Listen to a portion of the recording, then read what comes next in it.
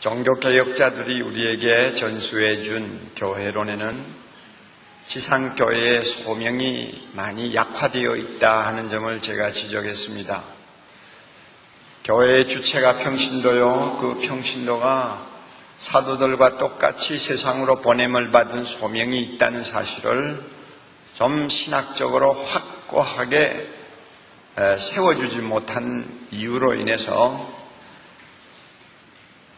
개혁신학을 배경으로 하는 교회들은 주로 성도들의 특권만을 너무 강조하고 이 세상에서의 소명에 대해서 말을 거의 못하고 목회를 해왔다고 제가 말씀드렸습니다.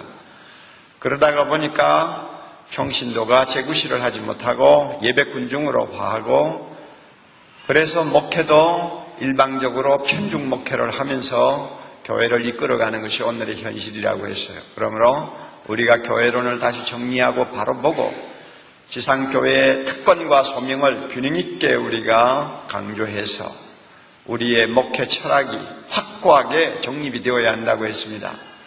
그리고 평신도를 소명자로 보았을 때에 우리가 어떤 목표와 방향으로 이 평신도를 훈련시킬 것인가 하는 데 대한 대답은 제자도에 있다고 했습니다. 제자도는 예수님이 주신 해답입니다. 평신도 한 사람 한 사람을 예수님을 닮는 제자로 만드는 것, 이것이 목회의 본질이라고 이야기했고 이런 차원에서 제자도는 목회 전략에 해당한다고 말씀을 드렸습니다. 그래서 지금까지 여러분들에게 여러 가지 설명을 했습니다. 오늘 저녁에 계속해서 이 제자도에 대해서 좀 더 말씀을 나누어 보려고 생각을 합니다. 언제부터인가 저는 저 자신을 놓고 참 불행한 목사다 하는 생각을 자주 하게 되었습니다. 세상에서 제일 하기 어려운 말이 뭘까요? 목사로서 제일 하기 어려운 말. 여러분 뭐라고 생각하세요? 예수 믿으면 병 낫습니다. 예수 믿으면 구원받습니다. 예수 믿으면 복 받습니다. 이런 이야기를 많이 하는 목사님들은 신이 날 거예요. 모든 사람이 듣기 좋아하고 또 그 들을 때 마음의 은혜가 되니까 참 신이 날 거라고요. 그러나 저는 하나님께서 이상하게 사용을 하셔가지고 가장 많이 하는 말이 뭐가 되지 않습니까? 예수의 제자가 되자는 이야기예요. 세상에 이건 못할 짓입니다. 내 자신이 예수님처럼 완전하게 뭐가 좀 달라진 데가 있어서 남 보기에도 저 목사님은 예수님 같다. 예수님처럼은 안 보이지만 그래도 흉내라도 낸다. 이렇게 다 인정을 해줄 정도의 입장이면 조금 말하기가 수월하겠죠. 그러나 제가 오늘 낮에 말씀드린 바와 같이 제자도는 B가 아니고 비캄이라고 그랬어요. 항상 모자라는 것이 있는 미완성의 교양곡인데 내 자신도 지금 어떤 수준에 이르지 못하는 주제에 남 보고 예수의 제자가 되자, 예수님처럼 되고 예수님처럼 살자, 계속 이런 이야기를 하고 다녀야 되는 사람 얼마나 불행합니까? 그래서 저는 집안에 들어가면은 다른 말은 다 괜찮은데 집사람이 딱 이 말 하면 완전히 꺾입니다. 남 보고 제자 되라고 하지 말고 당신부터 제자 되세요. 이러면은 완전히 손발 비벼야 돼요. 꼼짝 못해요. 작년 9월달 이제 제가 부임 목사님을 모시다 놓고 이제 인수인계를 하는 마당에 제가 참 사랑하는 우리 평신도 지도자들, 순장들요, 여자분들만 1,500명 모인 자리에서 이제 매주 화요일마다 우리가 모이거든요. 모인 자리에서 제가 한번 물어봤어요. 여러분, 저하고 25년 동안 참 주님을 사랑하고 주님을 위해서 살려고 달려왔잖아요. 그리고 저는 여러분들을 제자훈련시킨 사람이고 또 지금까지 우리는 예수님처럼 되어야 한다고 강조한 사람인데 한 가지 좀 물어볼게요. 여러분, 옥 목사를 보고 예수 닮았다고 생각되는 분 손 한번 들어보세요. 그랬더니 반응이 뭐냐면 손드는 사람은 하나도 없고요. 전부 다 웃어요. 그게 솔직한 대답인 거예요. 네, 솔직한 대답이에요. 그러나 제가 이렇게 부담스러워 하면서도 저는 하나님 앞에 감사하고 있어요. 예수님의 제자가 되자고 하는 정말로 높은 목표를 놓고 지금까지 목사로 달려왔기 때문에 오늘의 저 자신이 존재한다고 생각을 합니다. 그리고 제자훈련을 시키면서 사역훈련을 시키면서 평신도와 함께 얼굴을 맞대고 3시간씩 4시간씩 함께 보내는 시간들이 있었기에 저 자신이 평신도 앞에서 아무것도 아니라는 것을 발견할 수가 있었고, 성령의 놀라운 은혜와 은사는 목회자에게만 임하는 것이 아니고 평신도에게도 골고루 임하는 것을 제가 보았고, 어떤 면에서는 말씀을 보고 깨닫고 전하는 은사가 목사보다 탁월한 평신도들도 많다는 것을 저는 깨달았고, 무엇보다도 목사는 가르쳤지만은 평신도는 그 말씀 한마디를 붙들고 그 말씀대로 살아보려고 몸부림치면서 일주일 삶을 살고, 그들이 큐티를 해가 와가지고 읽으면서 눈물을 펑펑 쏟는 모습을 볼 때 목사는 위선자구나, 평신도보다도 못하구나 하는 가책을 수없이 받았고, 그런 과정을 통해서 저 자신은 점점 작아지고 점점 낮아지고 점점 더 평신도 앞에 머리를 숙이는 목사가 되었습니다. 저는 하나님께서 이런 방법으로 저를 만들어 주신 데 대해서 너무나 감사하고 있어요.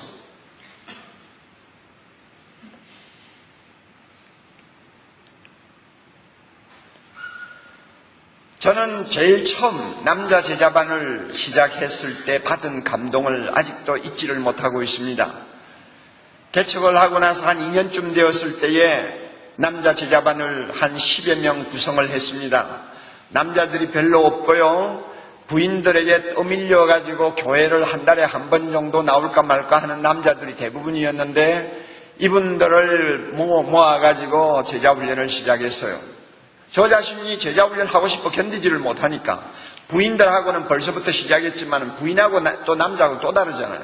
그래서 남자분들을 모았는데 그 가운데서 정말 믿음 좋은 분은 한 3명, 4명, 3명 정도 되고, 그 다음에 또 몇 명은 교회를 다니기는 다니지만은 신앙적인 밑바닥이 전혀 닦여 있지 않는 사람이고, 그 다음에 나머지는 믿은 지 얼마 안 됐든지 아니면은 뭐 거의 예수하고 관계없던 사람들, 이렇게 해서 참 여러 가지 부류의 사람들이 이렇게 한자리에 모였어요. 그러니까 얼마나 어렵겠어요. 주일날 아침 8시에 우리 집에서 모였는데 11시 대예배까지 3시간을 이제 제자훈련하는 거예요. 처음에 잘 안 모이잖아요. 그러니까 제가 부리사라고 하는 아주 작은 차를 하나 그저 빚을 내가지고 사서는 그놈을 끌고 다니면서 모셔다 앉혔어요. 그래가지고 이제 한 2개월 내지 3개월 실험을 하는데 이 고비가 참 어려운 고비입니다. 이 고비를 은혜스럽게 잘 넘기면 건강한 소그룹이 되고, 건강한 소그룹이 되면 그때부터 하나님의 은혜가 역사합니다. 그러나 이 한 2, 3개월 동안 건강한 소그룹이 되지 못하고 계속 전화질을 해야 오고 차를 가지고 가야 겨우 참석하는 이런 분위기가 3개월 이상 이어지면 이거는 소위 말하는 병든 소그룹입니다. 병든 소그룹은 소망이 없어요. 해산을 해야 돼요. 그러니까 이 2, 3개월이 굉장히 중요한데, 제가 정말 기도하면서 이거 실패해서는 안 된다 이래가지고 하나님 앞에 매달리고 정성을 쏟았더니 한 2개월 넘어가니까 분위기가 확 달라지기 시작해요. 이제 전화 안 해도 나와요. 자동차 끌고 가지 않아도 스스로 와서 기다려요. 그렇게 하면서 하나님의 말씀을 자신이 펴가지고 계속 읽으면서 생각하는 자세, 그리고 마음에 있는 깊은 감정을 드러내는 분위기가 됐습니다. 우리는 생각은 쉽게 나눌 수 있어도 감정은 쉽게 나누지 않습니다. 감정은 분위기와 환경이 조성이 되지 아니하면, 신뢰가 조성이 되지 아니하면 감정 느끼는 것을 말하잖아요. 오늘 날씨 좋죠? 예, 요즘 날씨 참 청명해요. 우리의 생각이죠. 그러나 날씨가 좋아가지고 내가 참 여름에 우울증을 가지고 고생하다가 이제 겨우 좀 풀렸습니다. 이런 감정적인 이야기는 안 해요. 한 2개월이 넘어가니까 마음에 있는 감정까지 표현할 수 있는 투명한 소그룹으로 분위기가 바뀌더라고요. 그러다가 또 한 2개월 흘러가니까 놀라운 사건이 하나 일어났어요. 그 가운데 한 분, 남자분은 중소기업의 사장이었는데 과거에 학교를 경기고등학교 나왔다 하면 대단한 수재로 인정하지 않습니까? 그래서 KS 마크라고 흔히 말을 하죠.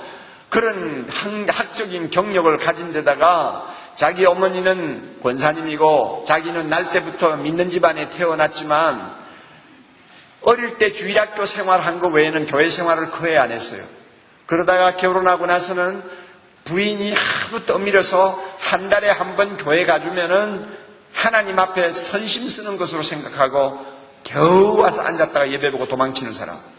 그리고 머리가 좀 커진 다음부터 계속 읽은 책은 반기독교적인 서적들, 자유주의 신학에 해당하는 서적들, 그래가지고 비판할 수 있는 지식만 잔뜩 머리에 쌓은 사람이에요. 그러니까 제자훈련에 나와서도 왜 나왔느냐? 부인이 떠밀어가지고 그 자리에 와서 앉아있는 거예요. 이런 사람 어렵습니다. 그리고 얼마나 머리가 비상한지요? 나는 10년 전에 읽은 책, 제목은 기억할 수 있을지 모르지만은 출판사는 기억 못해요. 그러나 그 사람은 20년 전에 자기가 읽은 책, 저자와 제목, 출판사까지 다 기억해요.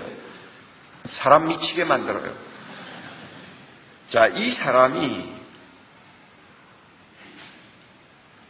제자훈련을 받을 동안 얼마 기간 얼굴이 굉장히 어두워요. 무슨 고민에 잔뜩 쌓여있는 사람 같았어요. 그래서 저는 회사 일이 잘못 꼬여가는구나 이렇게 생각하고 가만히 내버려 뒀어요. 그런 모습이 2주, 3주 계속이 됐어요. 그러나 가만히 뒀어요. 그런데 4주째인가 되었는데 제자훈련하려고 모였습니다. 근데 그날따라 그 사람의 얼굴이 환해요. 야, 저 사람에게 무슨 일이 벌어졌구나 생각만 하고 그래도 왜 그러느냐고 묻지를 않았어요. 우리가 말씀을 가지고 서로 나누고 있는데 그분이 그래요. 목사님, 오늘 제가 저의 감정 좀 할 수 있으면 좋겠는데 시간 주시겠어요? 그래요. 아, 좋지요. 하세요. 목사님, 저는요 사실 성경을 믿지 않는 사람이에요. 예수도 안 믿었고요.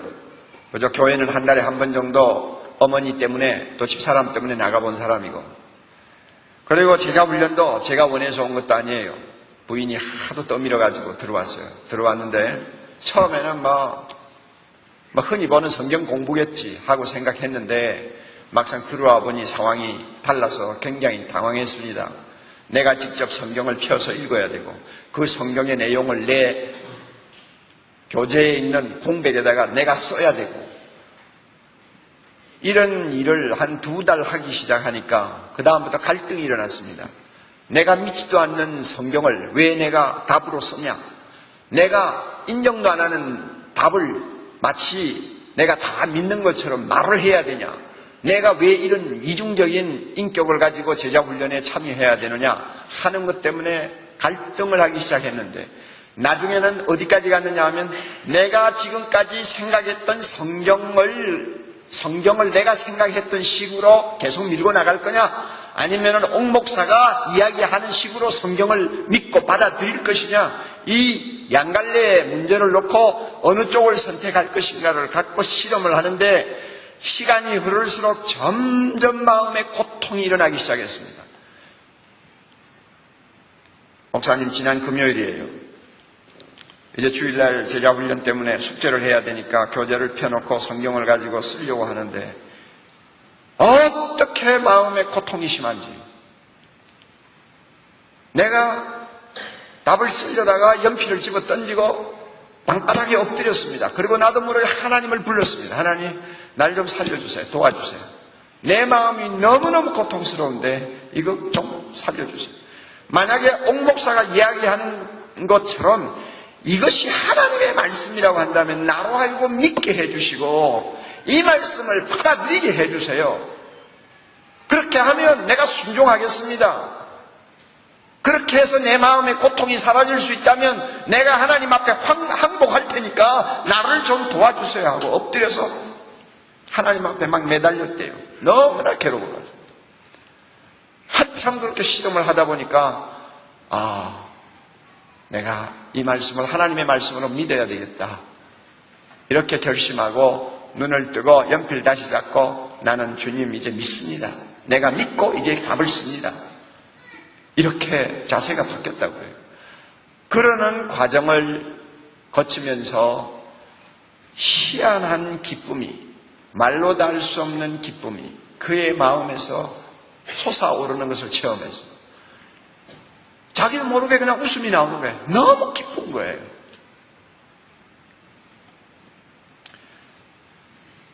그래서 한두 시간 그렇게 기뻐하고 끝날 줄 알았는데 토요일이 되어도 그 감정은 그대로 있고 주일날도 감정이 그대로 있어요. 목사님, 저 마음에 지금 기쁨을 제가 억누를 수가 없습니다. 목사님, 이게 정상입니까? 비정상입니까? 정상이죠.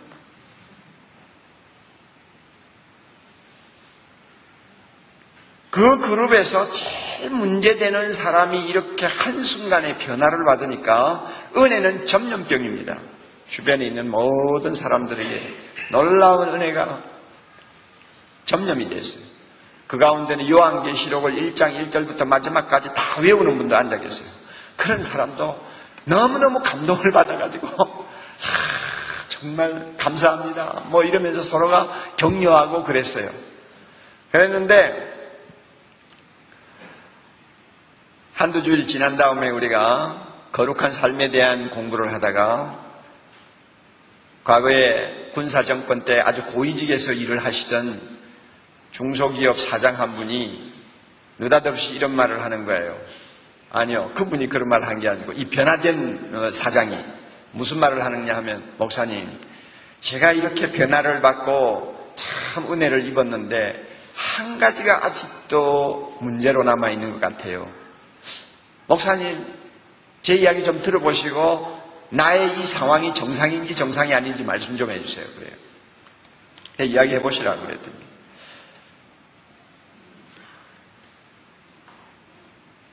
내가 변화를 받고 새 사람이 된 다음에도 한 가지가 안 고쳐지고 있는데 그것은 아름다운 여자만 보면 눈이 돌아간다는 겁니다. 그리고 사업 때문에 뭐 어디 들어가서 뭐 술집이라도 앉으면 옆에 아름다운 여자들이 앉는데 그게 그렇게 기분이 좋다는 거예요. 비행기를 타고 갈 때 옆에 할머니가 앉는 것보다도 이쁜 여자가 앉으면 그렇게 기분이 좋다는 거예요. 목사님, 이게 정상입니까? 정상이 아닙니까? 하나님 앞에 내가 변화를 받았는데도 여전히 여자에 대한 눈은 그대로 남아있으니까 제가 고민이 됩니다. 이런 이야기가 나와서 제가 이럴 때 이제 잘해야 됩니다. 잘해야 돼요.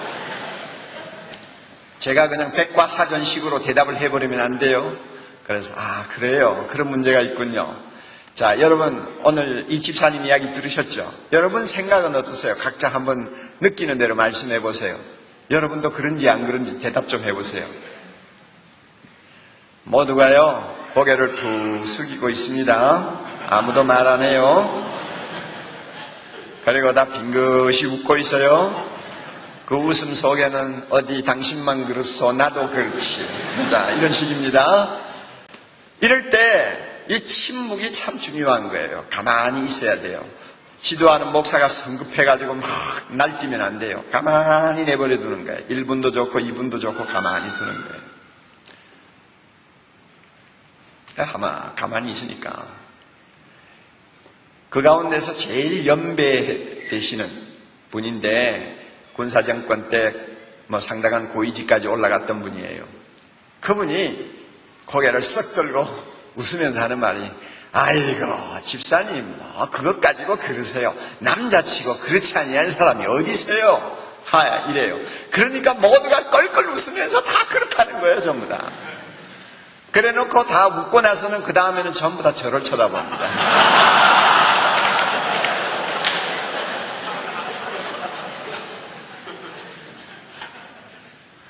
지금은 제가 늙어서 볼품이 없었지만 그 당시는 팽팽했거든요. 그러니까 야, 저 젊은 목사는 어떨까? 우리는 다 이제 한 배 탔는데 저 사람은 어떨까? 궁금할 수 있죠. 그렇죠? 조그마한 소그룹에서 이제 다 뭐 옷 벗고 다 이야기하는 판인데 전부 다 저를 쳐다보고 가만히 웃고 있어요. 벌써 느끼죠. 이분들이 나에게 어떤 대답을 찾는구나. 나의 솔직한 대답을 지금 기다리고 있구나. 그냥 이럴 때요, 간단하게 권위를 세우면 끝나요. 여러분, 그게 말이라고 합니까? 예? 성령이 여러분 마음에 계시고 하나님의 거룩한 영이 여러분을 깨끗하게 하시는데 아름다운 여자를 보고 눈이 돌아간다. 너무너무 그거는 야비한 짓입니다. 그런 소리 다시는 하지 말고 다시 이제 3번 하십시다. 막 그런 거 끝나네. 그러면 나도 권위가 서고, 그렇죠? 그 사람들도 아이고 그렇구나. 예수를 믿는 사람이 그래서는 안 되지. 하고는 3번 하고 들어가면 끝나는 거예요. 그런데 이제 제 양심이 그렇게 갈 수가 없다는 게 문제인 거예요. 그래서 제가 그랬죠. 실토했습니다. 예, 저도 비행기 타고 가다가 할머니 앉는 것보다 아름다운 젊은 여성이 앉는 것이 훨씬 기분 좋습니다. 그리고 어쩌다가 길을 가다가 진짜 이쁘다 싶은 여자가 있으면 나도 모르게 조금 더 쳐다봅니다. 그랬더니 얼마나 좋아하는지.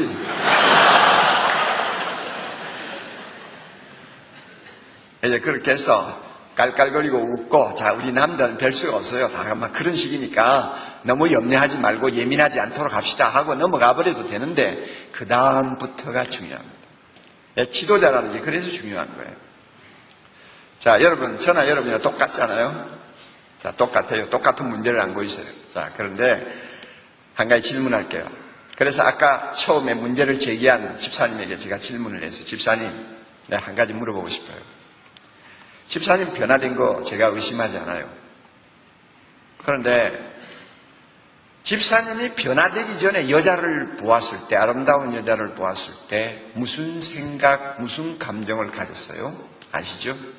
그런데 변화된 다음에 여전히 아름다운 여자에게 눈이 돌아간다. 그때는 어떤 감정, 어떤 생각을 가졌어요? 차이가 있어요? 없어요? 그랬더니 이분이 심각해지면서 하는 이야기가, 목사님, 전에는 뭐 아름다운 여자 보면 5만 가지 생각 다 하죠. 그런데 이번에는 그렇지 않고 그저 아름답다 하는 생각 때문에 호기심을 가진 것 뿐이지 다른 감정은 없었어요. 바로 그거예요, 집사님. 아름다운 것을 아름답다고 느끼게 만든 것은 창조자 하나님이세요. 아름다운 사람, 아름다운 꽃, 아름다운 어떤 자연을 보고도 호박꽃 같다 하고 생각하는 사람은 정신병자죠. 아름다운 것은 아름다운 거예요. 아름다움을 보는 눈은 정상이에요. 그러나 중요한 게 뭐냐? 안목의 정욕이 마음을 더럽히느냐 더럽히지 않느냐의 차이예요. 아름다운 것을 아름답다고 인정하면서도 마음이 깨끗하다면 그것은 변화받은 사람의 심정이고, 그렇지 못하다면 문제가 있죠. 자, 여러분 어떻게 생각하세요? 이랬더니 거기서 아니올시다 할 사람이 누가 있겠어요? 모두가 목사님 말씀이 맞습니다.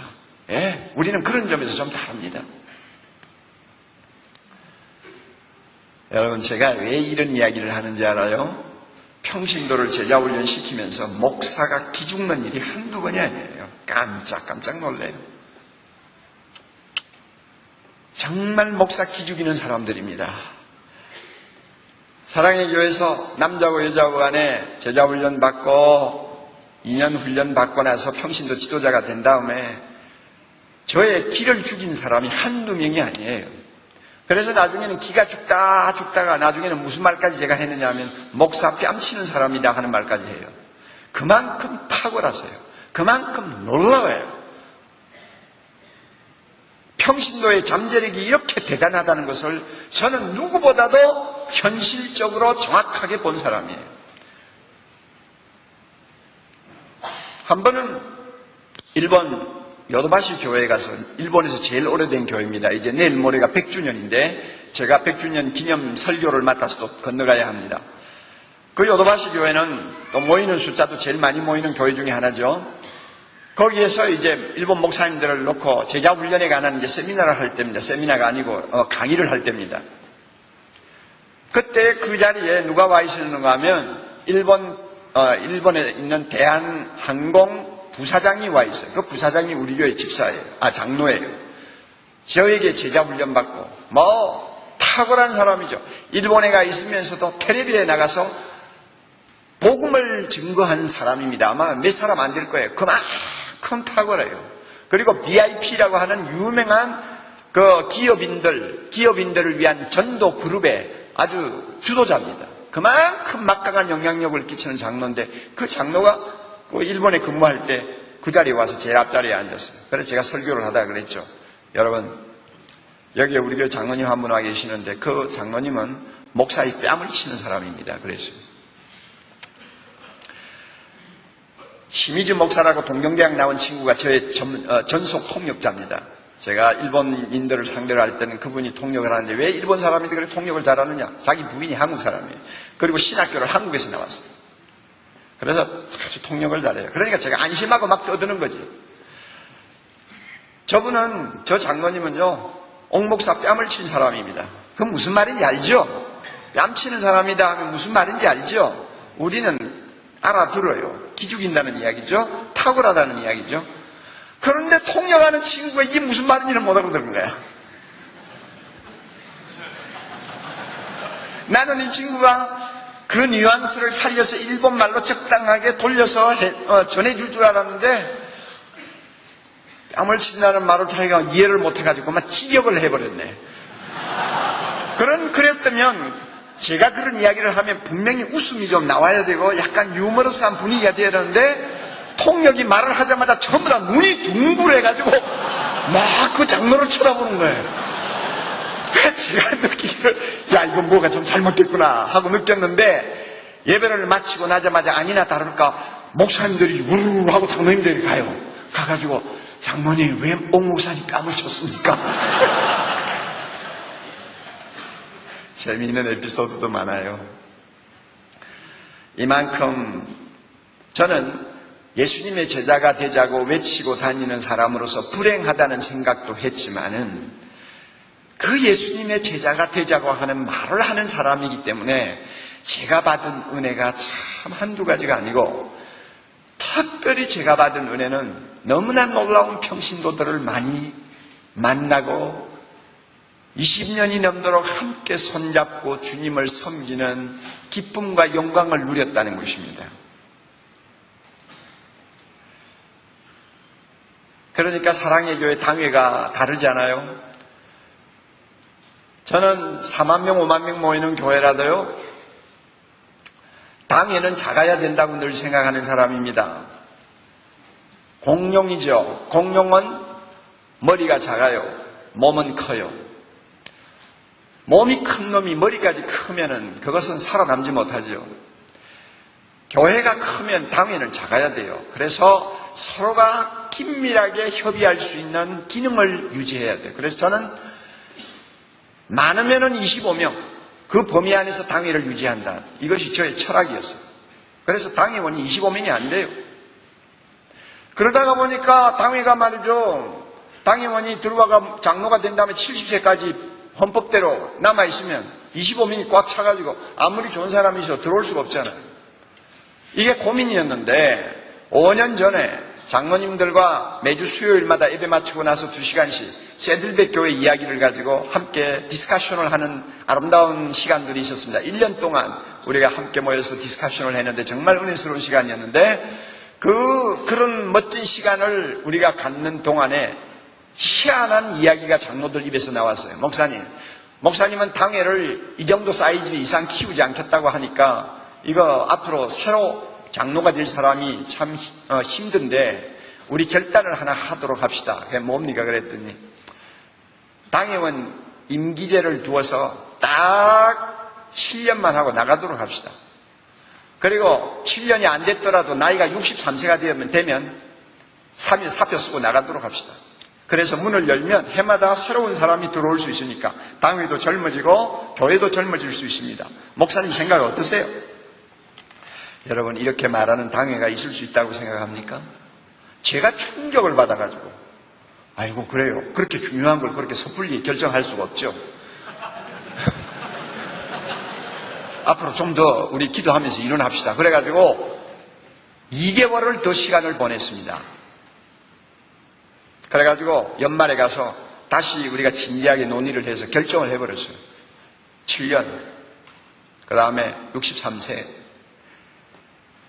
자, 이것이 밖으로 소문이 났네요. 그랬더니 우리 교단의 전국 장로회에서 들고 일어났어요. 옥목사 죽이자. 하여튼 신문 광고 전면, 아랫단이 아니고 전체 한 면을 완전히 옥목사 죽이자로 광고가 나왔어요. 이거 이제 큰 싸움이 붙게 생겼어요. 자기들 위협을 느낀 거죠. 헌법에는 70세까지로 되어 있는데 네가 뭐 잘났다고 말이야. 63세로 끊고 7년으로 끊냐. 내가 초헌법이냐 뭐 이런 식이죠.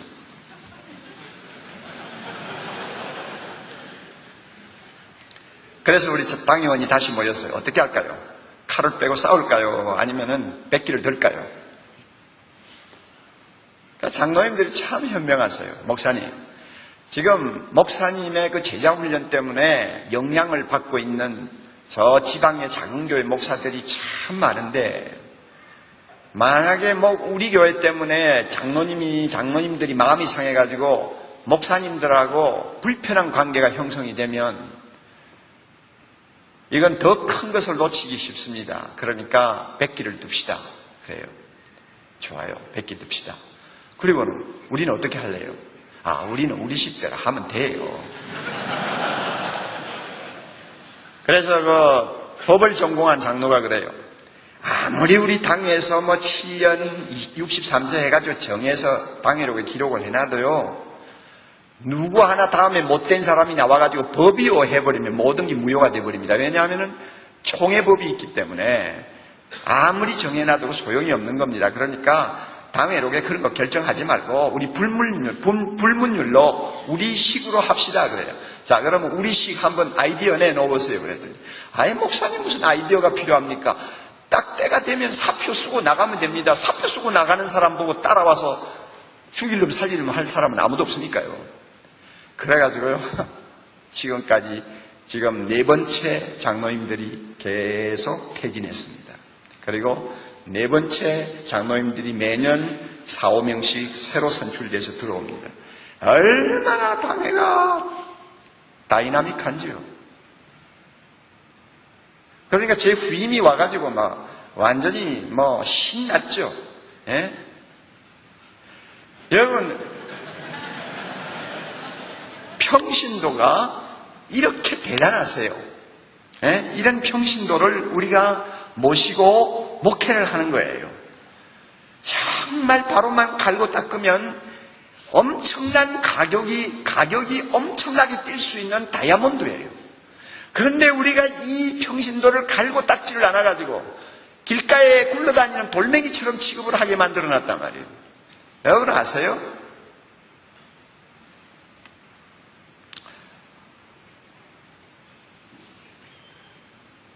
제가 1년 동안 호되게 병을 앓은 다음에 다시 이제 목회에 복귀해서 더 이상 제가 인도하던 사역반을 인도할 수가 없게 됐어요. 그래서 제자훈련, 사역반 전부를 부교육자에게 다 이제 본격적으로 위임을 했습니다.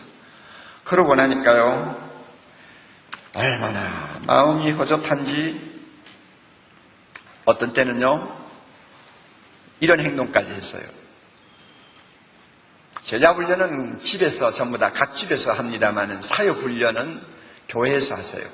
교회에서 지금은 거의 한 15그룹 이상 됩니다만은 그 당시에는 4그룹인가 그랬어요. 그걸 제가 다 하다가 전부 나눠줬거든요. 그 사역훈련은 교회에서 하세요. 교회 방방에 들어가서 하는데 얼마나 그 시간이 그리운지요. 평신도와 함께 얼굴을 맞대고 말씀 펴놓고 함께 웃고 함께 울면서 은혜 받는 시간이 저에게는 생명줄과 같았어요. 젖줄이었어요. 그런데 그걸 다 놔버렸단 말이에요. 어떤 때는 견디지 못해가지고 그 사회훈련하고 있는 방 밖에 문 옆에 그 틈바구니 그 틈에다 귀를 대고 서 있는 거예요. 그냥 나도 모르게 가서 서 있는 거예요. 무슨 이야기를 하고 있을까?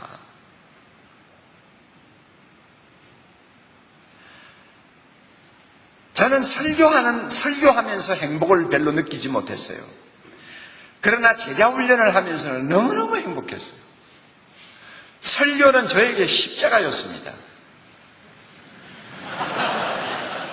여러분 교단의 어느 목사님은 너무 탁월한 은사를 갖고 있어서 그분은 어디서 강의를 할 때마다 나는 주일 설교 한 30분 준비하면 끝나는데 뭘 그렇게 오래 주무르고 있느냐고 야단을 치는 거 가끔 듣기도 합니다만 그런 분은 특별한 분이고 저는 설교가 그렇게 힘들어요.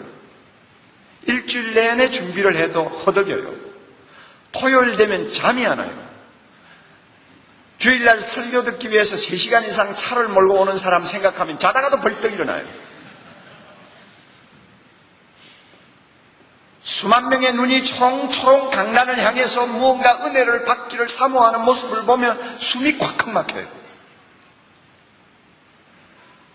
들어주는 설교가 아니고 들리는 설교를 해야 된다고 하는 이 부담감 여러분 아세요? 나는 설교 쉽게 하는 사람의 심정을 이해를 못해요. 들어주는 설교가 아니에요. 들리는 설교예요. 들려도 사람의 말이 아니고 하나님의 말씀이 들려야 되는 설교입니다. 그 설교를 여러분 그렇게 쉽게 할 수 있어요?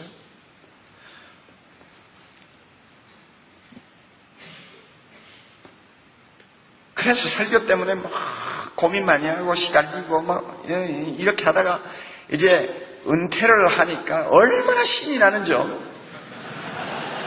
그래가 너무너무 좋아가지고 지난 1년 동안 부목사는 한 달에 한 번씩 설교해달라는데 지난 1년 동안 제가 정식으로 설교한 건 한 번밖에 없어요.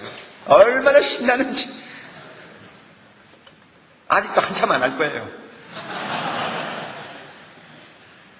그런데 제자훈련, 사회훈련만은 너무너무 행복해요. 제가 이렇게 이제 이런 좀 어떻게 보면은 시시한 이야기를 하는 이유가 있습니다. 여러분, 행복한 목회자 되고 싶으면요, 저 이야기를 귀담아 들어 놓으세요. 예.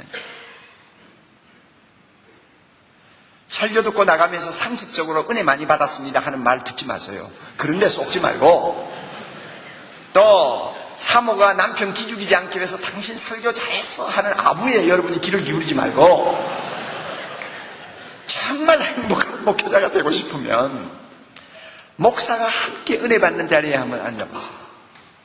그리고 그 자리에서 어떤 변화들이 일어나며 어떤 평신도가 그 자리에서 빛을 발하는지를 여러분이 한번 보세요.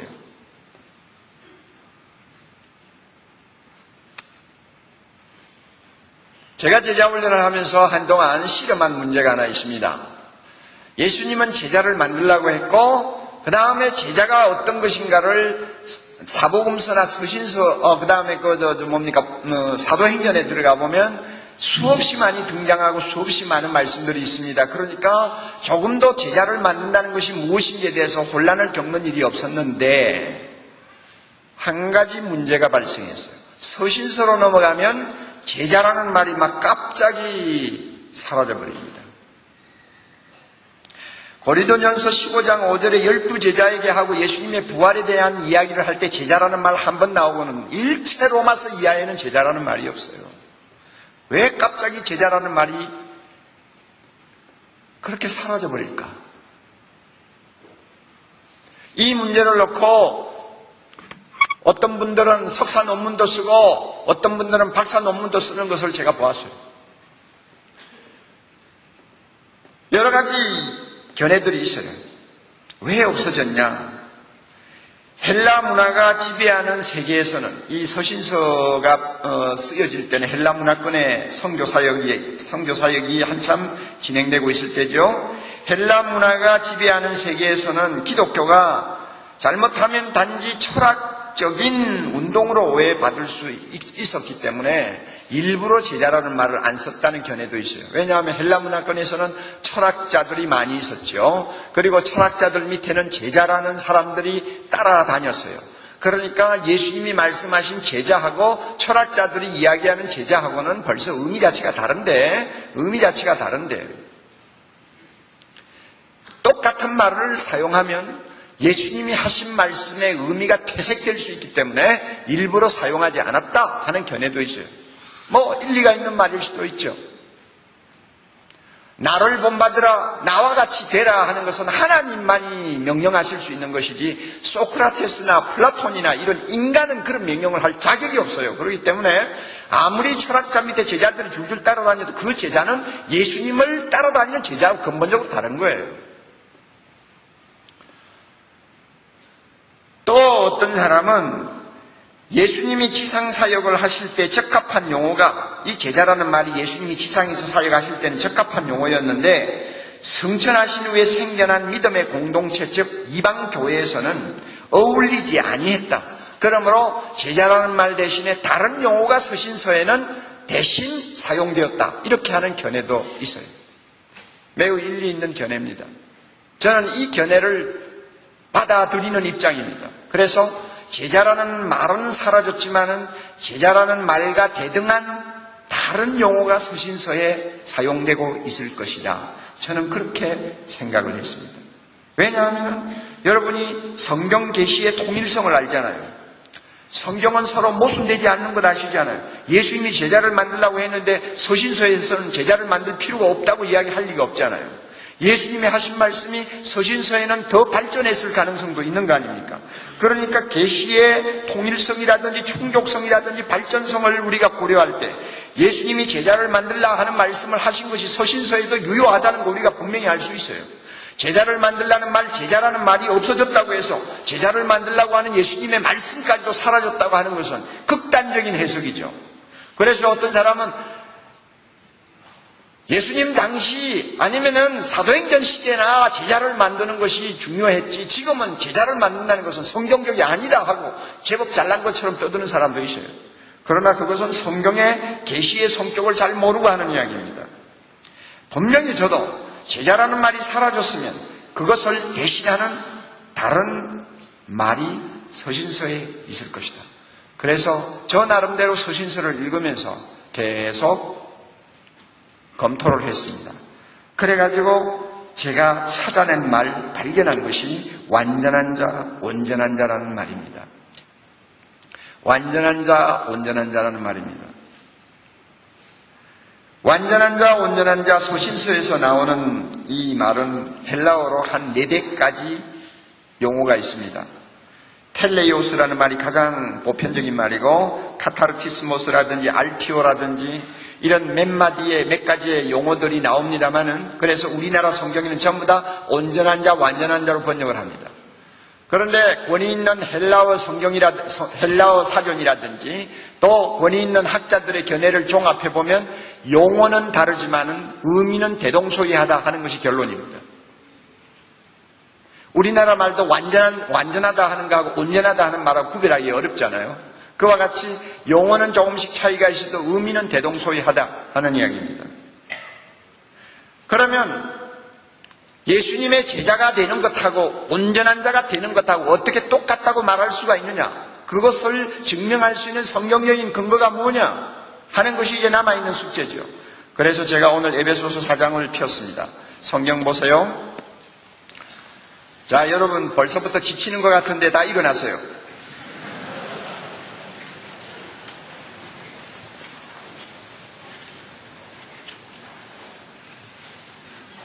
오늘 저녁에 한 12시까지 할지도 몰라요. 그런데 우리 집 사람이 1시간 반 이상은 절대 설교하지 말래요. 그래서 저는 공책하기 때문에 꼭 들어요. 그러지 않으면 당신부터 예수처럼 되라고 또 그럴 테니까. 자, 우리 앞으로 손 펴고 나 같은 죄인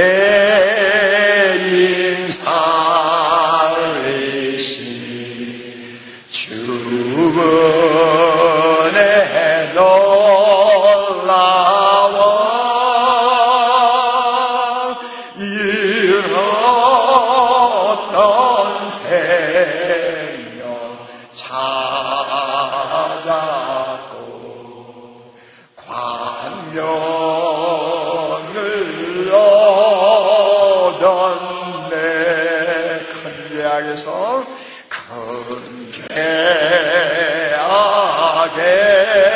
죄악에서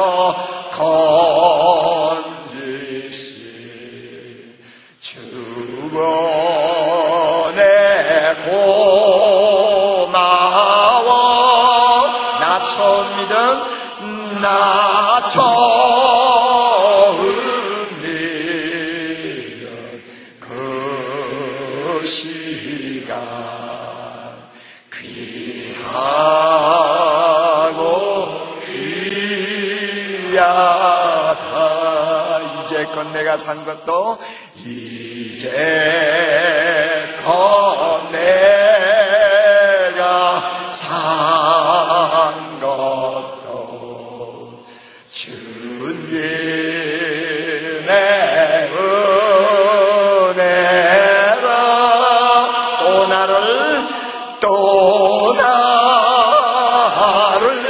장차 보냐 해 인도해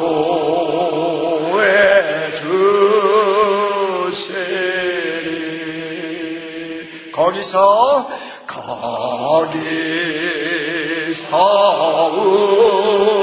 우리 영원히 주님의 은혜로 할렐루야 해처럼 밝게 해처럼 밝게 살면서 주 찬양하리라 할렐루야로 할렐루야 할렐루야 아멘 할렐루야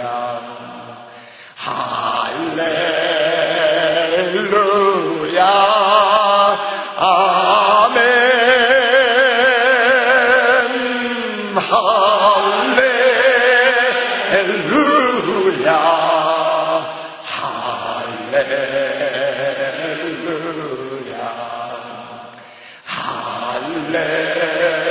할렐루야 아멘. 이 영광스러운 구원을 주신 하나님께 우리 다 같이 박수를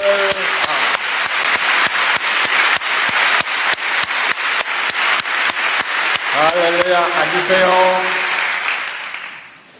에베소 4장 잘 보세요. 주님께서 교회에 교역자를 주셨습니다. 그래서 사도로 선지자로 혹은 복음 전하는 자로 혹은 목사와 교사를 주셨다고 했죠. 그런데 교역자를 교회에 주신 이유가 뭡니까? 12절 첫째는 성도를 온전케 하는 것이요 둘째는 봉사의 일을 하게 하는 것이요 셋째는 그리스도의 몸을 세우는 것입니다. 그런데 여기서 우리가 주목하는 것은 성도를 온전케 한다는 말이에요. 이 온전케 한다는 말은 카타르티스모스라고 하는 헬라어입니다. 이 말은 준비시킨다, 갖추게 한다.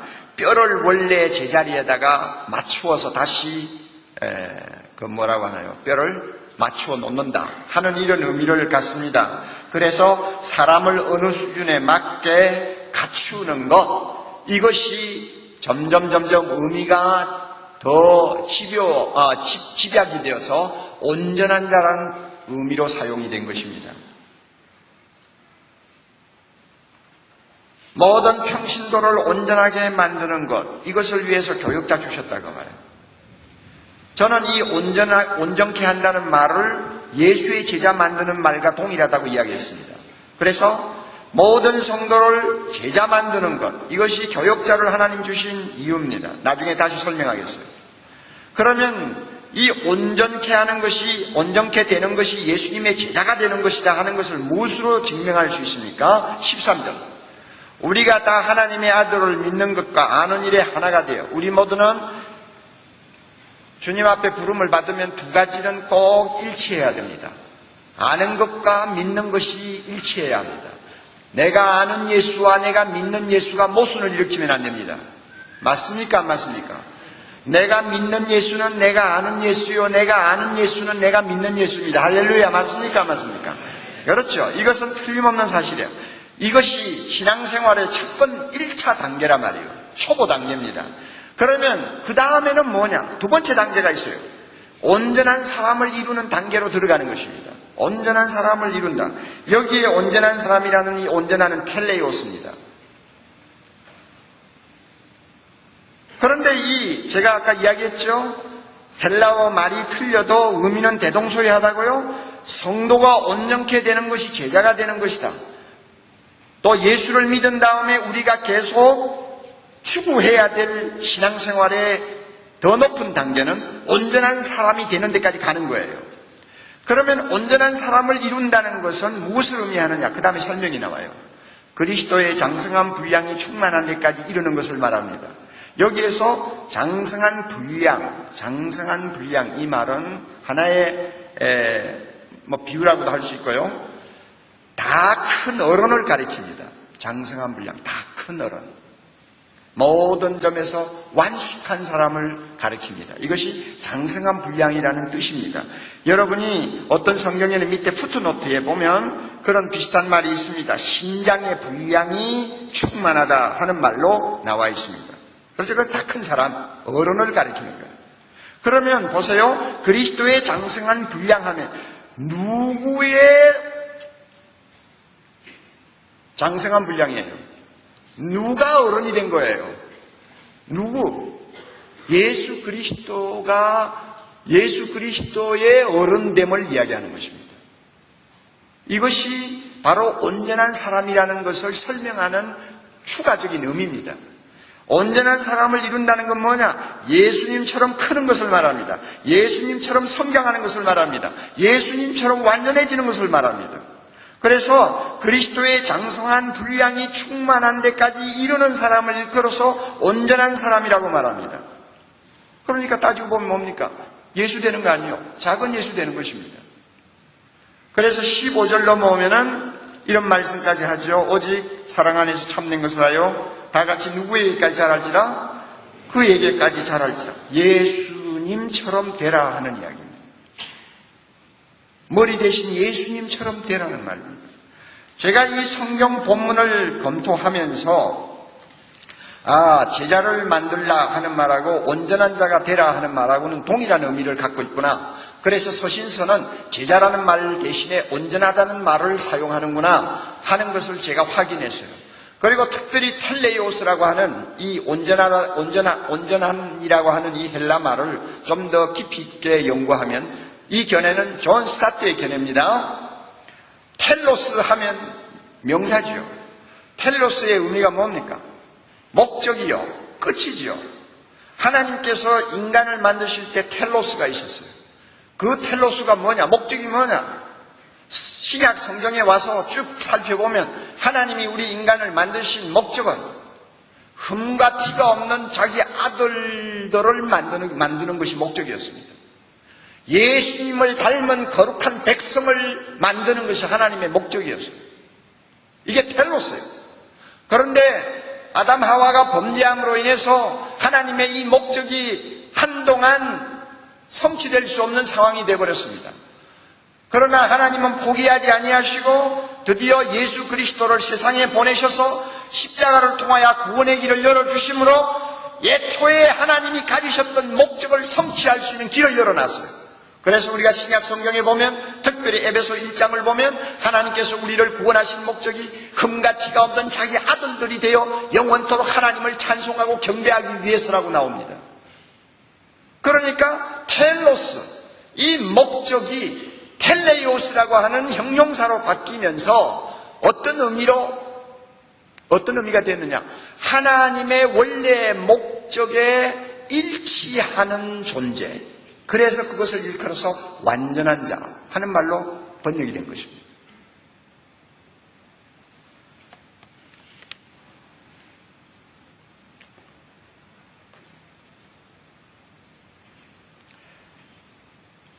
우리에게 있어서 궁극적인 목적은 이렇게 하나님이 원하시는 완전한 자가 되는 데 있습니다. 다시 말하면 작은 예수가 되는 데 있습니다. 구원을 얻은 우리가 세상에서 왜 신앙생활을 열심히 해야 하는지 분명한 목표를 가르쳐 주는 것입니다. 이 목적을 분명히 알고 신앙생활하는 사람은 절대로 세속화되지 않습니다. 저는 이 사실을 발견한 다음부터 저 마음에 좀 부담이 있었어요. 여러분, 이 세상에서 우리가 많은 이야기를 합니다마는 온전한 자가 됩시다, 완전한 자가 됩시다 하는 말처럼 거북스러운 말씀이 없어요. 이거는 우리가 생각할 때마다 스트레스를 받기 십중팔구입니다. 저도 그랬어요. 제자가 되자 하는 말도 참 스트레스를 주는 말이지만 온전한 자가 되자 하는 말은 더 스트레스를 주는 것입니다. 왜? 완전한 자가 어디 있어요? 온전한 자가 어디 있습니까? 목사가 어떻게 온전한 자로 사람들 앞에 내 모습을 드러낼 수 있습니까?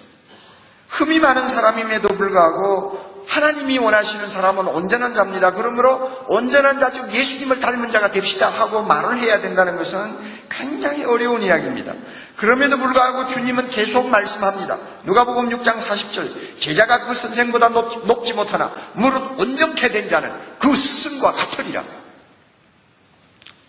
온전케 되면 스승과 같다. 마태복음 5장 48절, 하늘에 계신 너희 아버지 온전하심과 같이 너희도 온전하라. 얼마나 스트레스 주는 말씀이에요. 그래서 저 마음이 이런 말씀을 볼 때마다 불편할 때가 많았어요. 그리고 속으로 좀 중얼거렸죠. 하나님, 안 될 줄 알면서 왜 자꾸 이러십니까? 제자가 되자 하는 말도 상당히 거북스러운데, 이 말을 서신서에는 온전한 자가 되라는 말로 바꾸어 놓고는 왜 자꾸 스트레스 줍니까? 누가 온전한 자가 있습니까? 이럴수록 마음은 더 불편해지는데 하나님 어떻게 하실래요? 이런 식으로 마음이 중얼중얼 할 때가 있었는데 어떤 묘한 계기를 통해서 이 마음의 부담감이 감격으로 또 찬성으로 바뀌는 경험을 했습니다.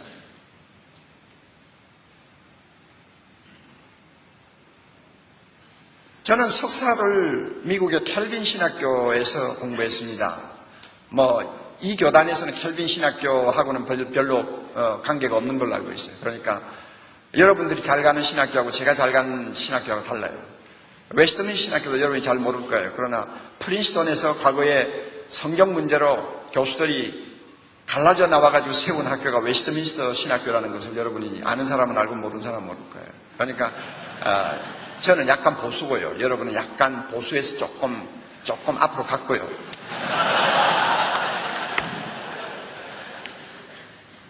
켈빈 신학교를 장학금을 받고 갔는데 그 학교에는 매년 한 번씩 개최하는 특별한 프로젝트가 있습니다. 세계적으로 저명한 신학자나 아니면 목회자를 한 분씩 초청해가지고 3일 동안 수업을 전폐하고 교수들과 학생들이 전부 들어와서 오전 오후 특별 강의를 듣는 프로젝트입니다. 그래서 제가 공부할 때도 그 프로젝트가 있었는데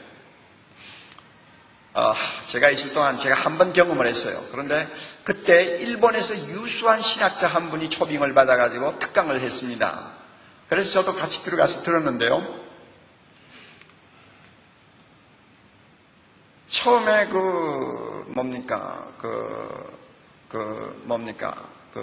들어가서 들을 때 학생들이 참 호응을 하고 잘 들었는데 나중에 좀 문제가 생겼어요. 그건 나중에 제가 이야기하죠. 그 프로젝트가 있는데 해마다 유명한 사람을 불러서 강의를 듣는데 4년 전인가 5년 전인가 갑자기 학교에서 전화가 와가지고 저보고 와서 강의를 해달래요.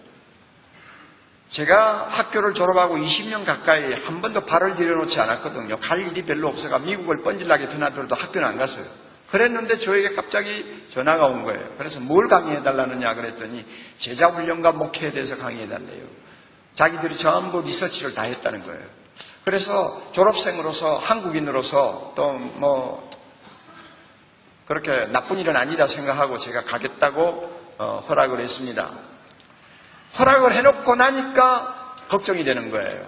왜 걱정이 되느냐 하면 제가 그 학교에 다닐 때 일본 신학자가 와서 강의할 때 어떤 일이 있었는가 하면 첫날은 많이 들어가서 들었는데 두 번째 날인지 세 번째 날인지 어느 시간에 가보니까 세 사람이 앉아있어요. 내까지 세 사람이야. 나는 한국 사람이고, 옆에 앉은 친구는 일본에서 온 친구고, 그 옆에 있는 친구는 대만 친구고, 딱 동양인 세 사람 만나서 앉아있는 거예요. 아, 얼마나 기분이 상했는지. 이 백호주의에 이거 꼬라든 인간들 신학교를 다녀도 그거 버릇을 못 고쳤구나 하는 생각이 드니까 막 화가 치밀을 정도야. 뭐가 아마 강의가 마음에 안 들었나 봐요. 그런데 그렇다고 해서 막 강제적으로 동원을 안 하거든요. 미국 신학교 같은 데서는요. 그래가지고 그런 쓴꼴을 봤기 때문에, 자, 내가 가가지고 그런 일이 안 일어난다고 어떻게 장담을 합니까? 그런데 한 가지 제가 확신하는 게 있었어요. 그때는 한국 학생이 저 하나뿐이었지만 지금은 한국 학생이 제가 듣기로는 30명에서 40명이 된다고 그래요. 그러니까 아무리 안 들어와도 30명은 들어올 거다. 제가 그렇게 생각을 했어요. 그래가지고 제가 이제 그 평신도를 깨운다 세미나 할 때 제가 강의하는 내용들을 주로 정리해가지고 저의 국제 담당 비서를 데리고 갔습니다. 국제 담당 비서는 미국 1.5세대예요. 그러니까 영어와 한국어를 그런 대로 잘 구사하는 사람이에요. 그 부목사 데리고 갔습니다. 가가지고 강의를 시작했어요. 가서 제가 물었어요. 작년에 누가 와서 이 프로젝트에 강의를 했느냐 그랬더니, 여러분이 잘 아시는 윌로우 크릭에 하이벨스 목사님이 와서 강의를 했대요. 그 앞에는 누가 했느냐 그랬더니 영국의 잔 스타트가 와서 강의를 했대요. 영 사람은 완전히 기죽이 돼요. 그래서 하여튼 성의껏 하자 이렇게 하고는 강의를 했습니다. 오전 풀로 2시간, 오후 풀로 2시간, 이렇게 하루 2번씩 이렇게 3일 동안 하는데요. 교장 선생님이야 교수들과 학생들이 꽉 이런 강단에 꽉 들어차가지고 강의를 잘 들어주셨어요. 3일 동안 내내 변함없이 잘 들어주셨어요. 얼마나 감사한지 몰라요.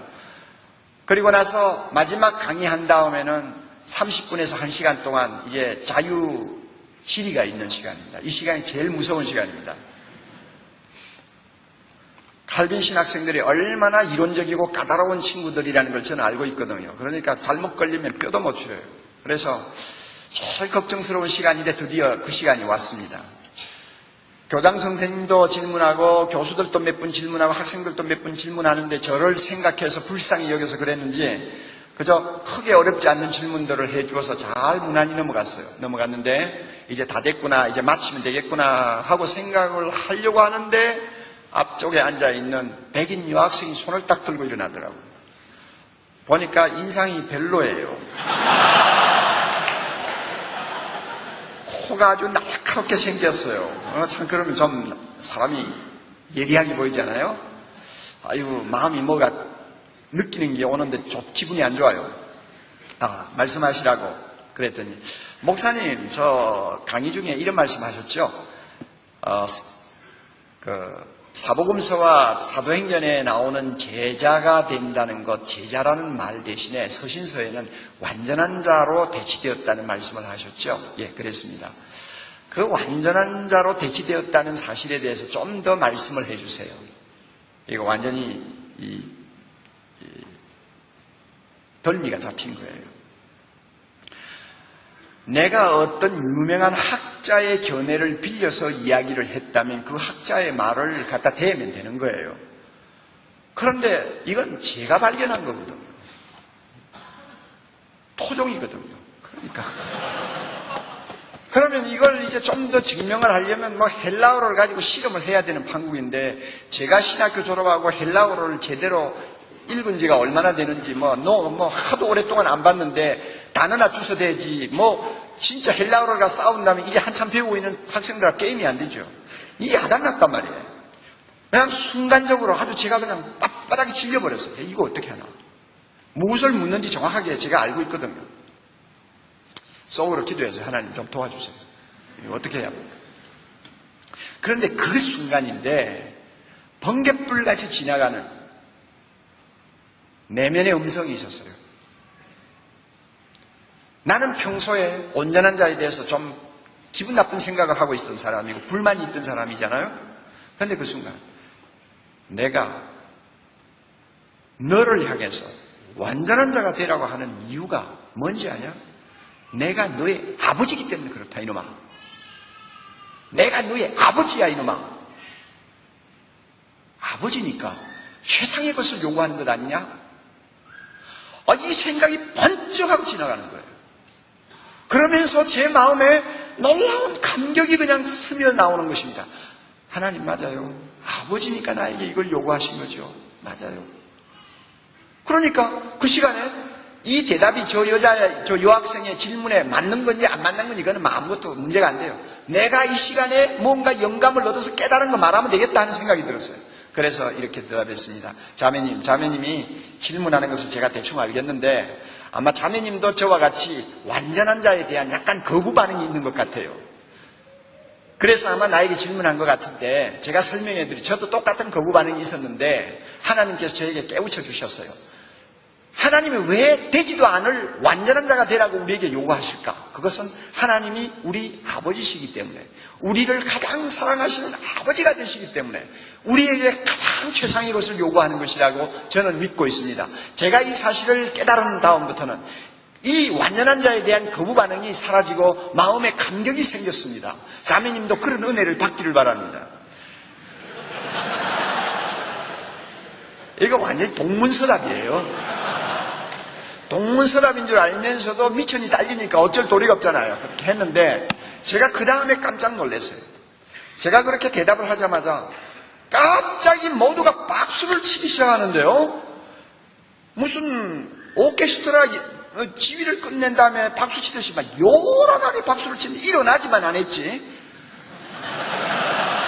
모든 학생 교수들이 다 박수를 치는데 그것도 막 형식적으로 치는 게 아니라 막 꽝꽝꽝꽝 치는 거야. 내가 놀래가지고 한참 쳐다보고 있었어요. 그래가 박수가 끝난 다음에 아유 감사합니다 하고는 내려왔어요. 뭐 어떨떨해가지고 내려왔어요. 데크로 나오는데 뒤에서 쫄쫄쫄 따라오는 발자국 소리가 들려 돌아보니까 아까 그 여학생이 따라오는 거예요. 그 여학생이 저보고 그래. 목사님 이번에 강의하신 내용 책으로 나온 거 있어요? 그랬더니 예 그래요. 지금 미국판으로 출판하려고 지금 번역 다 끝나고 지금 준비 중에 있습니다. 그랬더니 목사님 그 책 나오면 꼭 저에게 하나 보내주세요. 물론이죠. 보내주죠. 그래 놓고는 이름도 안 묻고 주소도 안 묻고 얼마나 정신이 없었는지 그냥 나왔어요. 나와가지고 차를 타고 이제 둘이서 돌아오는데 저 비서 목사님이 그래요. 목사님 오늘 참 잘했어요. 그래. 뭐가 잘했냐? 그 여학생 질문 말입니다. 저도 그 질문 받을 때 얼마나 얼었는지 모릅니다. 그랬는데 목사님 참 잘했어요. 왜냐하면 그 여학생은 서구적인 사고를 가지고 좀 따져보려고 질문을 했는데 목사님은 동양적인 사고로 그 질문을 다 품어 안아버렸습니다. 그러더라고요. 듣고 보니까 그럴듯하더라고요.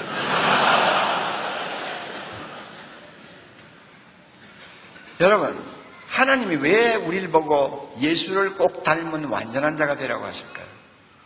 왜 그럴까요? 부모는 자식을 놓고 무슨 착각을 해도 자유입니다. 맞아요? 생긴 것은 별것 아닌 것 같은데 절세 미인이라고 생각해도 부모 마음대로고 머리가 뭐 신통치 않아도 이놈은 앞으로 큰 놈 될 거라고 생각해도 절대 잘못된 거 아니에요. 왜냐하면 자식을 제일 사랑하는 부모로서는 최상의 것을 기대하고 최상의 것을 요구하지 차선의 것을 기대하고 차선의 것을 요구하지 않습니다. 믿습니까 여러분? 여러분도 다음에 자식 낳아보라고요. 또 마찬가지예요. 우리 하나님 아버지가 바로 그 심정이에요. 하나님은 우리를 향해서 완전한 자 최상의 사람이 되기를 원합니다. 그게 예수님 닮은 완전한 자예요. 뭐가 잘못됐어요?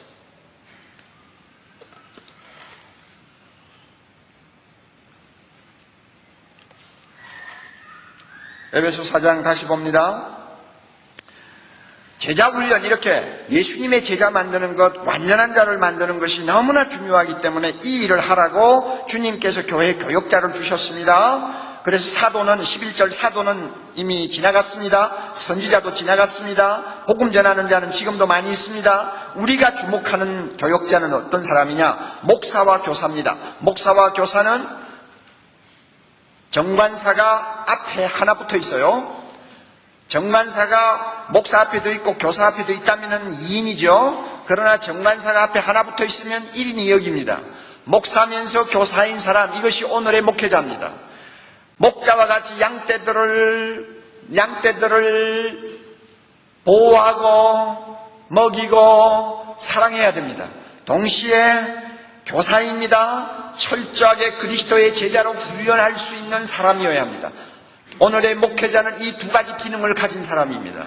그래가지고 이런 목회자를 주셨는데 왜 주셨느냐? 성도를 예수의 제자로 온전하게 만들어라. 이것이 첫째 사명이고, 그 다음에 봉사의 일을 하게 하라. 누가 봉사의 일을 하는 거예요? 성도들이 봉사의 일을 할 수 있도록 하라.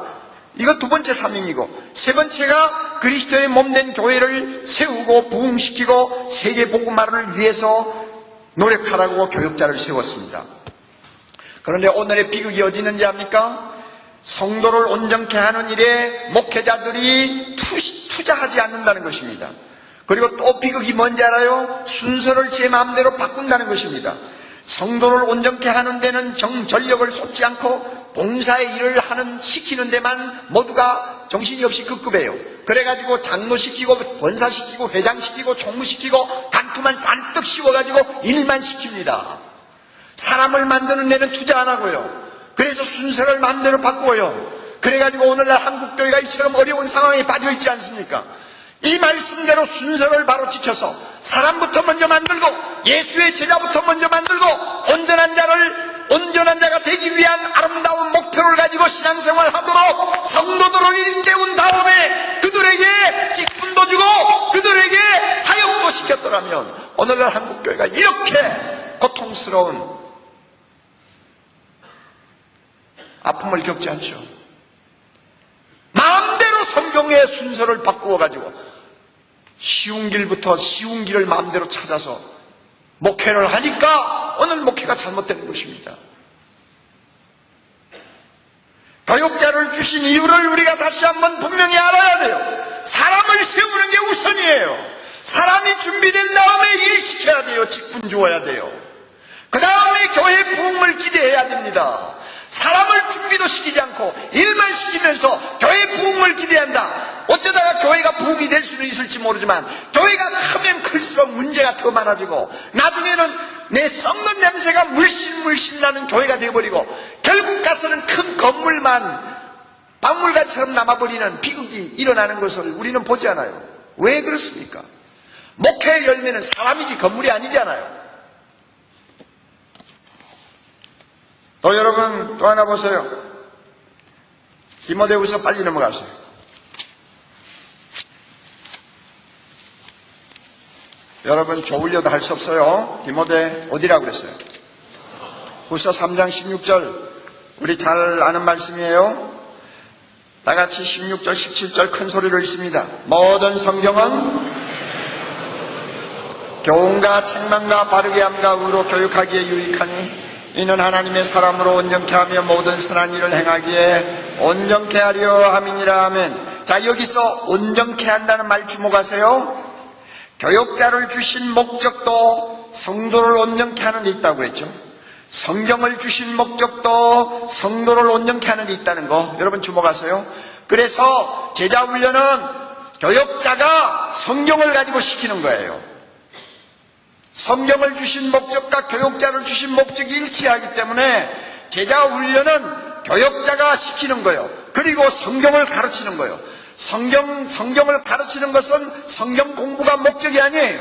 성경 공부는 수단이에요. 목적은 뭐냐? 하나님의 사람으로 온전케 만들고 그들의 삶을 온전하게 만들기 위해서 성경 공부시키는 거예요.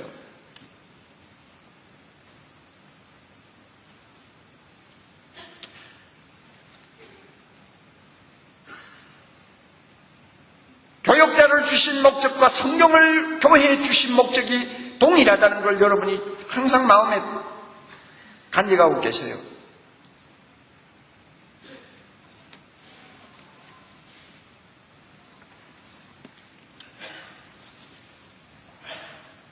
제자훈련은요 몇 개월 동안 교재 몇 건 떼는 그런 프로그램이 아닙니다. 여러분 목회 본질이에요. 여러분이 다시 앞으로 테이프를 들으면서 정리하든지 제 책을 읽으면서 정리를 하세요. 그래서 여러분 자신에게 확고한 신념, 확고한 교회론으로 자리를 잡아야 되고 목회 철학으로 자리를 잡아야 돼요. 제가 헛소리 하지 않아요. 지금 제 나름대로 이상한 소리 하는 거 아니에요. 여러분이 들으면서 이것은 옥 목사의 특유한 어떤 이론이다 이렇게 생각이 된다면 여러분은 잘못 듣는 거예요.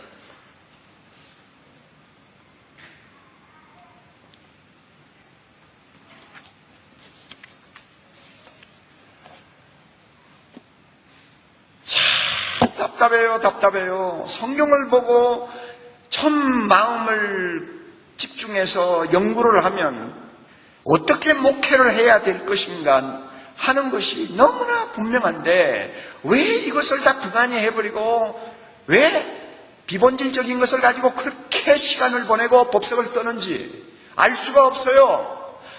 우리 기성세대는 막 이왕 이렇게 됐더라도 여러분은 이런 식으로 목회하지 마세요. 이런 식으로 한평생 낭비하지 마세요.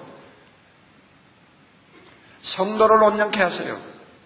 그것을 위해서 말씀을 주셨어요. 그러므로 하나님의 말씀을 가지고 성도 앞에서 교훈과 책망과 바르게 함과 의로 교육함을 받는 진지한 자리까지 나가세요. 우리는 성경을 펼 때마다 책을 펴는 거 아니에요. 부활하신 주님을 만나는 시간입니다. 그러므로 주님은 우리가 성경 앞에 나올 때마다 살아계신 하나님으로서 우리를 교훈합니다. 우리를 권면합니다. 우리를 책망합니다. 우리를 회개시킵니다. 우리를 뜯어고칩니다. 그리고 하나님의 거룩한 뜻을 분별하는 높은 경지까지 우리를 끌어올려서 하나님의 나라와 영광을 위해 쓰임받는 거룩한 도구가 되게 합니다. 이걸 위해서 성경을 주셨기 때문에 성경 공부를 할 때에 이와 같은 성경의 기능이 성령 안에서 살아나도록 우리 모두가 무릎을 꿇고 마음을 열어야 됩니다. 머리에 무엇을 집어넣으려고 하지 마세요. 많이 하려고 하지 마세요. 성령께서 말씀을 통해서 들려주시는 주님의 교훈의 음성을 듣는 데 집중하세요. 성령께서 우리의 잘못을 책망하는 말씀에 집중하세요. 성령께서 우리의 잘못을 뜯어 고쳐 나를 다시 만드시는 일에 우리가 협력해야 됩니다.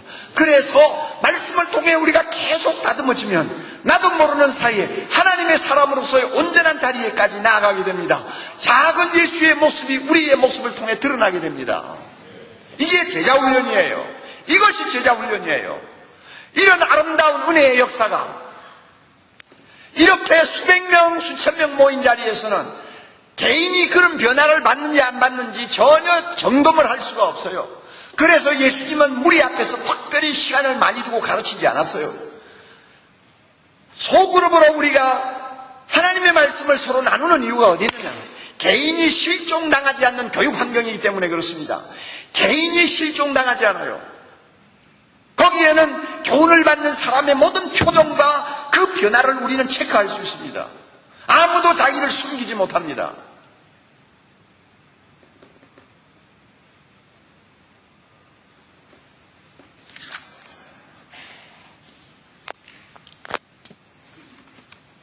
끝으로 제가 교회 이야기 하나 하고 마치겠어요. 서울에 저 노량진 쪽으로 가면요, 강남교회라고 있어요. 지금은 2,500명 정도 모입니다. 대교회가 됐어요. 그 교회는 40여 년 전 의사를 하시던 어느 분이 은혜를 받고 의사직을 포기하고, 그 당시에 그 노량진은 판자촌이에요. 그 판자촌에 가서 교회를 개척해서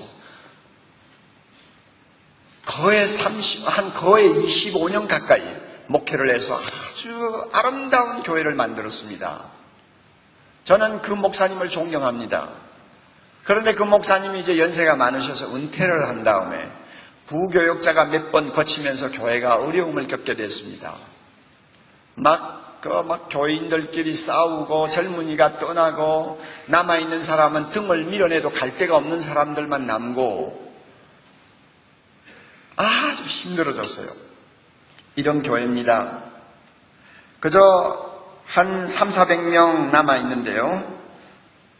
그때 94년도입니다. 94년도에 39살 먹는 송태근 목사라는 사람이 미국에서 공부를 하다가 그 교회에 초빙을 받게 됐습니다.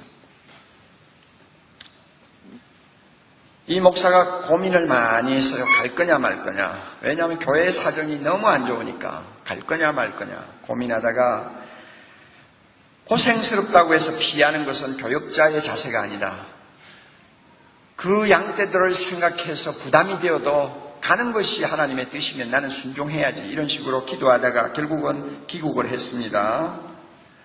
그 교회는 참 어려운 교회입니다.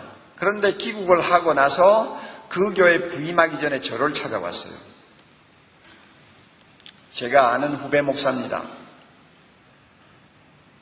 제 앞에 앉아가지고 한숨을 푹푹 쉬고 앉아있어요.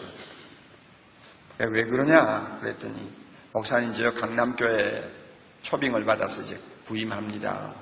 그런데 교회 사정이 너무 어려워요. 어떻게 해야 될지 목사님 조언을 좀 듣고 싶어요.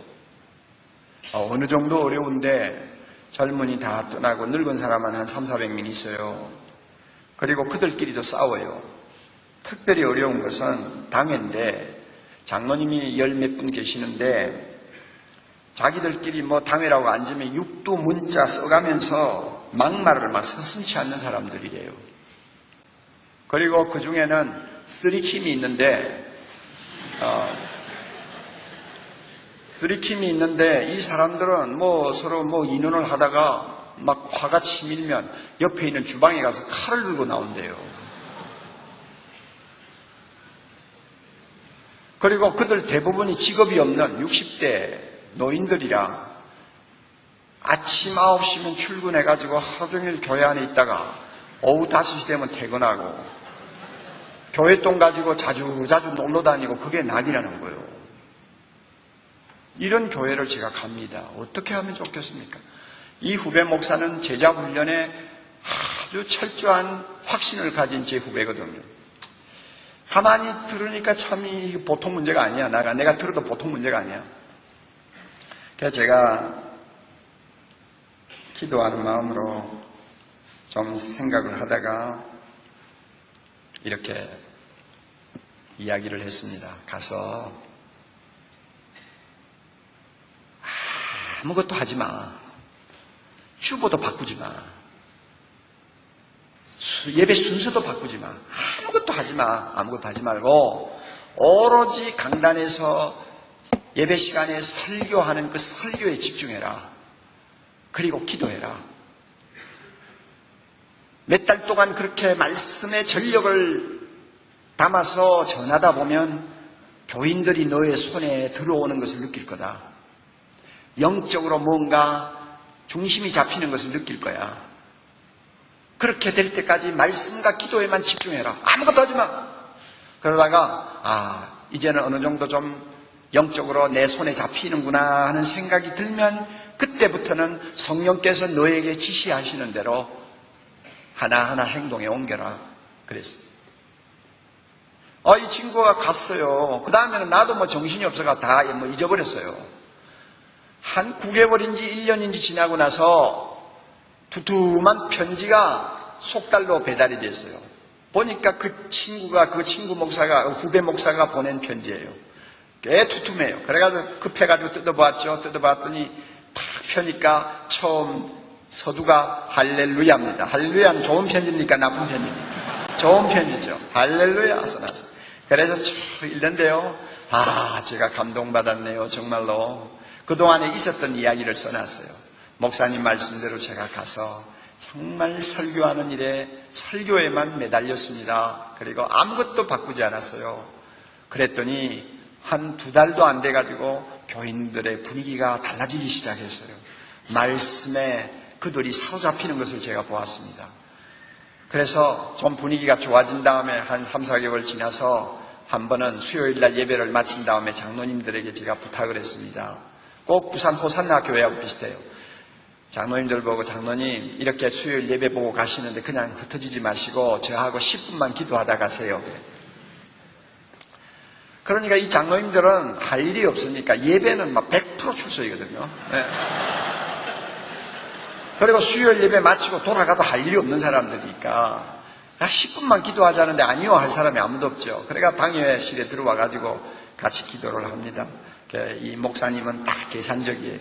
10분 이상 절대 넘기잖아요. 딱 10분 하고 기도하고 돌아갔습니다. 이렇게 몇 주일이 계속되었습니다. 한참 하다가 그 다음에 이랬대요. 오늘은 우리 기도만 하지 말고 성경 한 구절 읽고 같이 좀 생각하는 시간을 가지면 어떻겠습니까? 그랬더니 그것도 뭐 거부할 사람이 없죠. 하자고요. 그래가지고 하나님의 말씀을 펴놓고 서로 읽었습니다. 그러면 그 장로들은 아, 이제 목사님이 설교하겠구나. 이렇게 하고 기다리는데 절대 설교 안 하죠. 김 장로님, 그 쓰리킴 중에 한 분이겠죠? 장로님 이 말씀 잘 아시지 않아요? 예, 잘 압니다. 그 의미가 뭔지 장로님 생각대로 쉽게 한번 말씀 좀 해보시겠어요? 이거는 뭐 완전히 자다가 홍두깨 맞는 거예요. 대답 못하죠? 우물쭈물 할 수밖에 없죠. 그러니까 다른 장로들도 막 정신이 바짝 들어가지고 막 전부 다 성경 쳐다보고 그런 식으로 약간 접근을 해서 한 15분 성경 공부를 서로 나누면서 하고 기도하고 끝났어요. 몇 주간 그렇게 지났는데 장로님들 입에서 그 성경 공부 그런 식으로 하니까 참 재밌네요, 목사님. 우리 좀 시간 좀 더 연장합시다. 이래가지고 시간이 1시간씩 늘어졌어요. 그러니까 자기들도 모르는 사이에 제자 훈련으로 서서히 발을 들여놓은 거예요. 그래가지고 당회의 분위기가 달라지기 시작했습니다. 한 번은 당회원들을 데리고 기도원을 갔습니다. 기도원에 가서 같이 등산도 하고 점심도 먹고 같이 교제도 나누고 기도도 하고 돌아왔습니다. 장로님들이 지금 신이 나는 거야. 그래가지고 이제 또 몇 주 지난 다음에 이제 계산적으로 목사님이 장로님들을 이제 놓고 이야기합니다. 우리 지난번 기도원에 갔다 오니 참 좋죠. 이번에 또 한 번 안 가실래요? 아이 갑시다. 그거 참 좋습니다. 그래가지고 일부러 이번에는 오후 좀 늦게 떠났습니다. 떠나가지고 기도원에 갔을 때는 해가 뉘엿뉘엿 질 때입니다. 기도원 뒤에 있는 돌산에 올라가가지고 김 장로님은 이 바위에 앉아 기도하세요. 이 장로님은 저 바위에 와서 기도하세요. 전부 자리를 정해놓고 기도하도록 했습니다.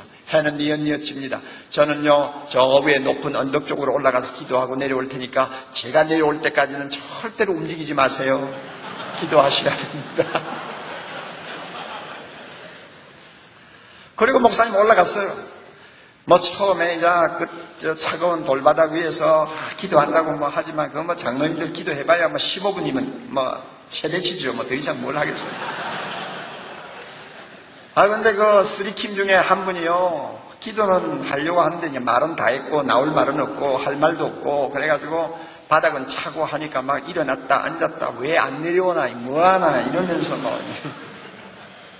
혼자서 안절부절하는데 목사님은 안 내려오고 해는 지고 어두컴컴해집니다. 그래가지고 막 안절부절하는데 그 순간에 하나님께서 이 장로를 타치하셨어요. 갑자기 그냥 이 장로가 하나님 아버지 나는 죄인입니다. 이 죽인 놈 용서해 주세요. 막 엉엉 울고 막 통곡을 하기 시작하는 거예요. 그러니까 주변에 있던 장로들이 쳐다보고 놀랄 수밖에 없죠. 가장 문제가 많았던 저 장로가 막 통곡을 하고 용서해달라고 그러고 주여 살려달라고 야단을 치니까 그러니까 그 장로 때문에 다른 장로들이 가슴이 뜨거워져가지고 같이 그냥 바닥을 치면서 기도를 하기 시작했습니다. 부흥회가 시작된 거예요. 목사님이 들으니까 밑에서 엉엉하고 야단 치니 야, 이거 무슨 일이 벌어졌나, 웬일이고. 그래가 내려와 보니까 진짜 부흥회가 시작된 거예요. 그래가지고 장로님들과 함께 기도하고 내려왔는데 장로님들이 변화가 일어나요. 그 다음에 제자훈련할 때 모여서 하는 말이 목사님, 우리 지금까지 장로지만은 장로가 아니었어요. 목사님, 이제부터 우리 새로워져야 되지 않겠어요? 그러니까 토요일날 화장실 청소는 우리 당회원이 책임지겠습니다. 그래가지고 화장실 청소 시작한 거예요. 그리고 장로들이 변화되면 제일 먼저 표가 나는 것이 강단 기도입니다. 맞아요? 주일 강단 기도예요. 강단 기도하면서 장로들이 눈물을 펑펑 쏟으면서 기도하니까 교인들이 놀래 자빠지는 거예요. 가족들이 그냥 감동을 받는 거예요. 이래가지고 교회 분위기가 확 달라지는 거예요. 그래서 이제 제자 훈련을 몇 그룹 본격적으로 시작했습니다. 여러분, 그가 가서 얼마 되지 않아가지고 참 3년도 안 돼서요 교회 허물고요 새 교회당 짓는 일을 했습니다. 교회가 워낙 낡아가지고요. 그리고 어느 정도 철저하게 제자훈련을 시켰냐면 장로님들을 두 그룹으로 나누었는데 새벽에 한 반 저녁에 한 반이거든요. 두 그룹으로 나누었는데 어쩌다가 장로님 한 분이 결석을 했어요. 그러면 결석한 장로는 가만히 두지 않아. 따로 어느 날 저녁에 불러가지고 1대1로 3시간을 보충교육시켜요. 그러니까 결석을 못해. 그만큼 완벽하게 제자훈련을 시켰더니 장로들이 변화를 받았습니다. 그리고 교회 건축을 시작했는데 시작하자마자 IMF가 터졌습니다. 그럼에도 불구하고 교회가 얼마나 은혜스럽게 잘 지었는지요. 그러니 300~400명 모이던 교회가 지금 8~9년밖에 되지 않았는데 10년 채 안 되죠. 그런데 벌써 2,500명 선입니다. 교회 가보면요, 분위기가 너무너무 다릅니다. 일반 교회하고 틀려요. 지금도 제자훈련 열심히 합니다. 목사님이 힘을 다해 합니다. 그래서 그분이 이런 말을 합니다. 제자훈련은 한 사람의 인식의 근본적인 변화를 가져옵니다. 교회를 바라보는 한 사람의 시각이 바뀌면 사역은 저절로 이루어집니다. 사역보다 사람을 주목해야 합니다. 지금까지 제가 한 이야기의 요점 아닙니까? 아무리 늙고 고목처럼 된 교회라도 우리가 어떤 사람이 되어야 할 것인가의 정체성을 분명히 해주고 자기가 달려가야 될 표대가 무엇인가를 확실하게 보여주고 성령이 우리 평신도 한 사람 한 사람에게 주신 은사와 능력이 얼마나 대단한가를 발견하게 만들고 하나님의 은혜가 얼마나 달고 향기롭다는 것을 체험하게 만들고 평범한 평신도 자신을 통해서 주변에 있는 많은 영혼들이 얼마나 큰 은혜를 받을 수 있다는 것을 실제로 체험하게 만들면 교회는 달라집니다. 여러분. 심체가 뭡니까? 심체는 없습니다. 아무리 세상이 악해도 교회는 꿋꿋이 서서 이 세상의 빛과 소금이 될 수 있습니다. 할렐루야. 여러분, 이런 교회 만들고 싶지 않습니까? 이런 교회 목회하고 싶지 않습니까? 그래서 주님의 마음을 시원하게 만들고 싶지 않습니까? 목회의 본질을 붙드세요. 목회의 본질은 한 사람 한 사람을 주님의 제자로 만드는 것입니다. 이게 목회의 본질입니다. 목회의 본질을 붙드는 곳에 길이 있습니다. 길이 있는 곳에 반드시 하나님이 주시는 축복이 따라옵니다. 우리 다 같이 머리 숙입니다.